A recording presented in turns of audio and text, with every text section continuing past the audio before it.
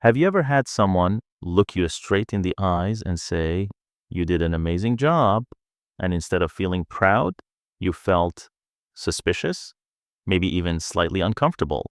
Maybe your brain immediately went, "They're just being nice." Or worse, "What do they want from me?" On the outside, you smiled, you said thank you, but inside, as something tightened. We usually assume that compliments are universally good, little verbal gifts, emotional sugar cubes. So if someone doesn't trust compliments, the assumption is simple: low self-esteem. Case closed, right? Not quite. Because the psyche of someone who doesn't trust compliments is rarely shallow. It's layered, protective, sometimes even intelligent. Let me show you what's really happening. Imagine a child who grows up in a home where praise is inconsistent.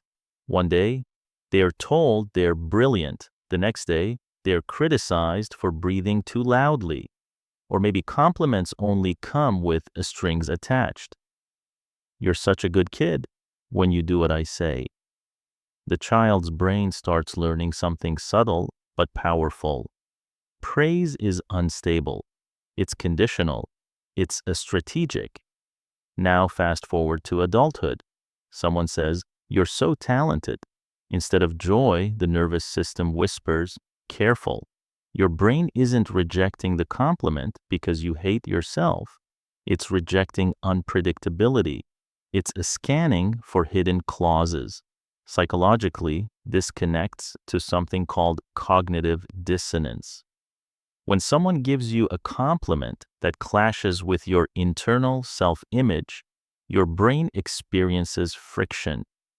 If you secretly believe you're average, flawed, or not that impressive, and someone tells you you're exceptional, your mind has two choices: update your self-image or question the compliment.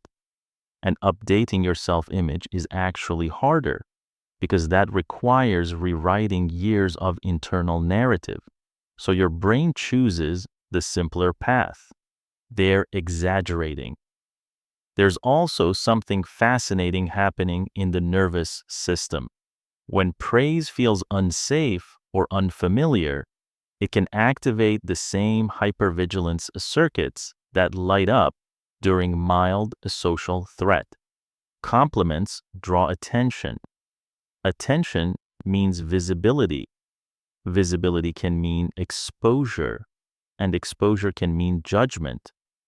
For someone who grew up in environments where attention led to criticism, jealousy, or emotional withdrawal, being praised can feel like standing under a spotlight without knowing whether applause or tomatoes are coming next.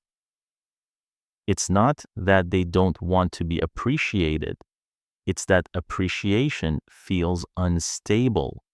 There's also the impostor effect, which researchers have studied for decades. High-performing individuals, especially those who are conscientious and introspective, often attribute success to luck, timing, or external factors.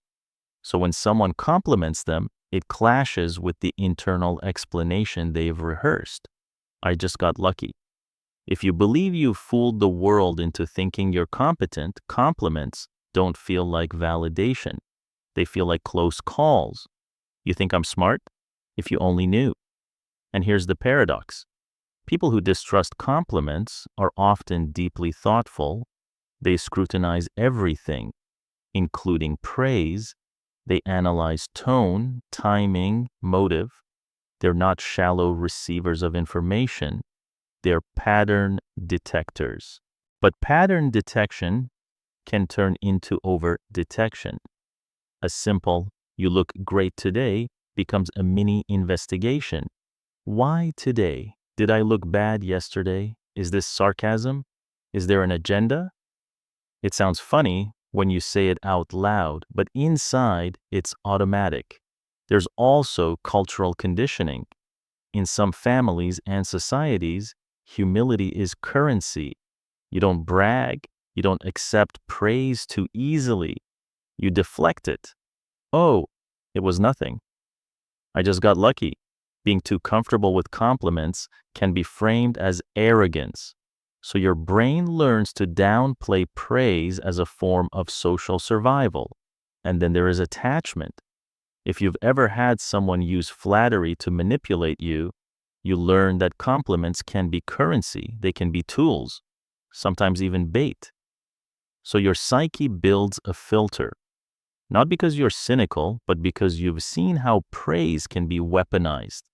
Think about relationships where love bombing happened. Intense admiration at the beginning, grand compliments. You're perfect, you're amazing, you're everything, and then weeks later, the admiration turns into criticism. Your nervous system remembers that swing. So now, when someone praises you, your body doesn't just hear the words, it scans history. Here's something most people don't realize. Sometimes distrust of compliments isn't about insecurity. It's about control. If you don't internalize praise, you don't owe anyone a performance. If you don't fully accept the compliment, you're not trapped by expectations. Because accepting praise can feel like signing a contract. You're such a strong person. Great. Now you have to stay strong. You're so reliable. Wonderful. Now you can't mess up. Compliments can raise the bar. And if you're already carrying invisible pressure, that bar feels heavy. There's also neuroscience at play. The brain is wired to prioritize negative information more strongly than positive information. It's called the negativity bias. Criticism sticks like Velcro. Praise slides off like Teflon. From an evolutionary standpoint, this made sense. Ignoring a compliment doesn't threaten survival. Ignoring a warning might. So when someone says 10 nice things and one critical thing, guess which one your brain replays at 2 a.m.? Exactly. But here's the deeper layer. When someone truly struggles to trust compliments, it often traces back to identity coherence. Humans crave a stable sense of self. If your identity is built around being the quiet one, the average one, the fixer, or even the flawed one, compliments disrupt that narrative, and disruption can feel destabilizing. Your brain prefers a familiar story, even if it's slightly painful, over an unfamiliar story that's positive. It's like living in a small room for years. Even if someone opens the door to a bigger space, the sudden openness can feel overwhelming. Where are the walls? Where's the structure? So instead of walking into the bigger space, you retreat. But here's where it gets interesting. The very sensitivity that makes someone skeptical of compliments is often the same sensitivity that makes them perceptive, self-aware, and emotionally intelligent. They don't swallow information blindly. They evaluate. They reflect.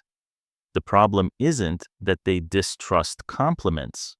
The problem is that they sometimes distrust themselves, because at the core, accepting a compliment requires something vulnerable: self-permission, permission to believe that maybe you did do well, maybe you are kind, maybe you are capable, maybe you are attractive, maybe you are growing, and that permission feels risky.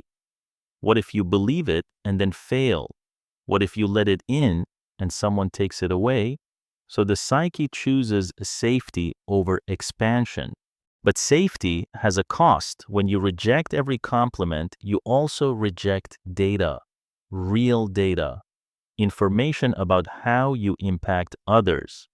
You reduce your self-concept to a narrow script, even when reality is wider. Think of compliments as mirrors, not always perfect, sometimes distorted, but often reflecting something real. If you smash every mirror because you're afraid of what you'll see, you never update your image. And here's the shift. Accepting a compliment doesn't mean inflating your ego. It doesn't mean becoming arrogant. It simply means allowing a possibility. Instead of arguing internally, what if you experimented with curiosity? When someone says, "You handled that situation so calmly," instead of thinking that, "No, I didn't," what if you asked, "What did they see that I didn't notice?" That question alone softens the resistance. You don't have to swallow the compliment whole. You can taste it, examine it, let it sit. Over time, something subtle happens. Your nervous system learns that praise doesn't automatically lead to loss, or manipulation, or impossible expectations. It can just be appreciation. And appreciation doesn't trap you. It expands you. If you're someone who struggles to trust compliments, you're not broken. You're cautious. Your brain learned patterns. It built defenses. It tried to keep you safe in the only way it knew how. But now, as an adult, you get to renegotiate those patterns. You can keep your discernment, your intelligence, your pattern detection, but you can loosen the grip, because sometimes the person saying you matter isn't trying to manipulate you. They're just reporting their experience. And maybe, just maybe, your discomfort isn't proof that they're wrong. Maybe it's proof that you're standing at the edge of a larger self-image. So next time someone compliments you, notice the reaction, the micro flinch, the internal debate. Don't judge it. Just observe it. Then try something radical. Say thank you, and don't add a disclaimer. Let the silence hold it. See what happens in your body, in your thoughts. You might discover that compliments were never the enemy. The unfamiliar feeling of being seen was, and being seen, while terrifying, is also how we grow. If this resonates with you, I'd love to know what kinds of compliments make you most uncomfortable and why you think that is. There's something powerful about putting words to patterns. And if you're curious about how your own psyche quietly protects you in other ways, stay with this channel. There's always more beneath the surface than we realize.